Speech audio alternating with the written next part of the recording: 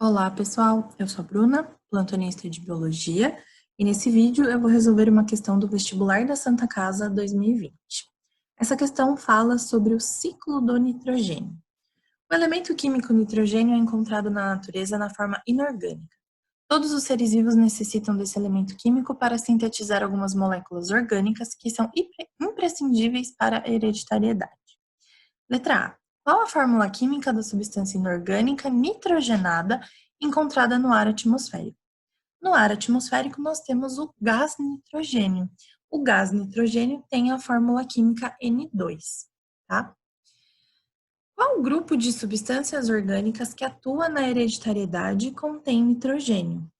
Ele está perguntando o grupo de substâncias e não quais são essas substâncias. As substâncias que têm nitrogênio e elas atuam na hereditariedade são as moléculas de DNA e RNA. Essas moléculas, elas pertencem ao grupo dos ácidos nucleicos.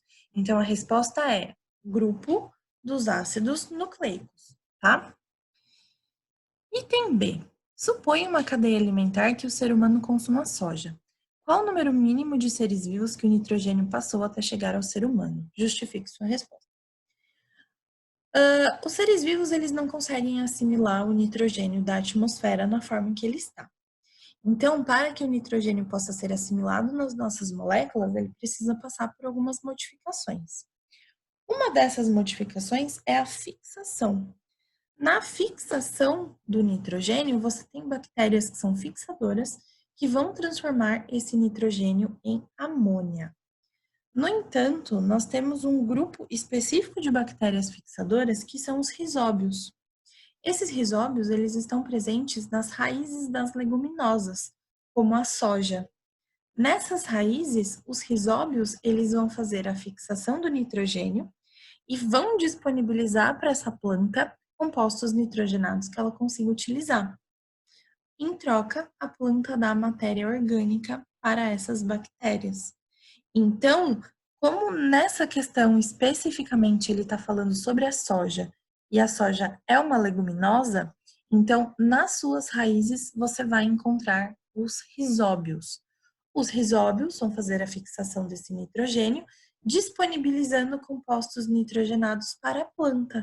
Então, a soja ela vai obter esse nitrogênio a partir dessas bactérias fixadoras. Então, a soja consegue absorver esses compostos nitrogenados, o ser humano vai lá e come a soja.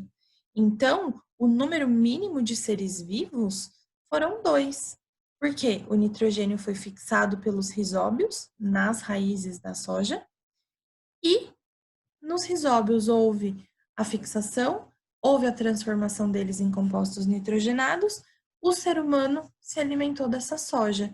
Então, essas substâncias passaram pelos rizóbios e pelos vegetais, que no caso aqui é a soja, tá? Então, é isso que aconteceu aqui.